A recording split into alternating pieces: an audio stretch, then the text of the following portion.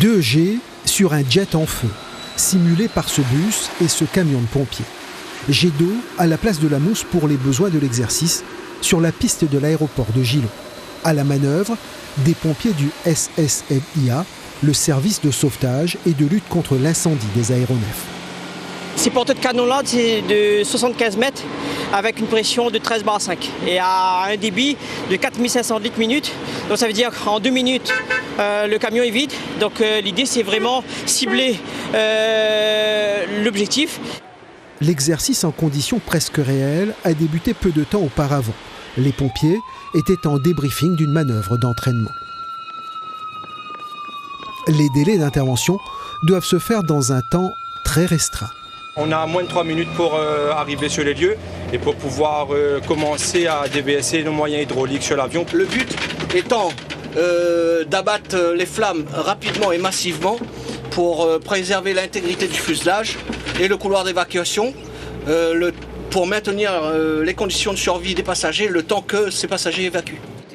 Les pompiers de l'aéroport ont leur caserne propre au pied de la tour de contrôle. Elle abrite 4 engins de lutte contre les incendies et une vedette pour les interventions en cas de crash en mer. Un moyen nautique pouvant filer à 78 km/h. C'est surtout pour pouvoir percuter ce qu'on appelle des plages de recueil, pour recueillir les passagers.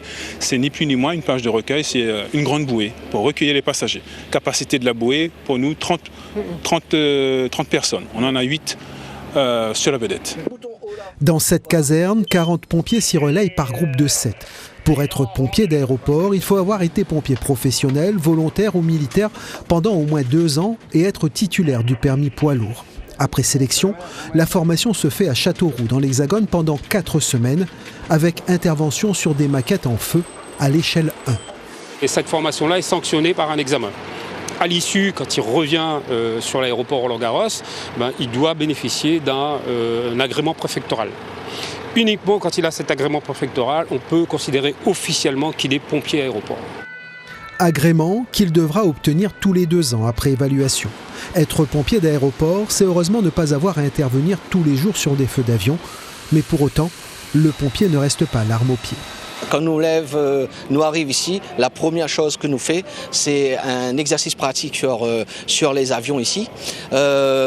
Deuxièmement, une séance de sport. Et troisièmement, un cours théorique d'1 heure. Tous les jours comme ça? Tous les jours comme ça, tous les jours.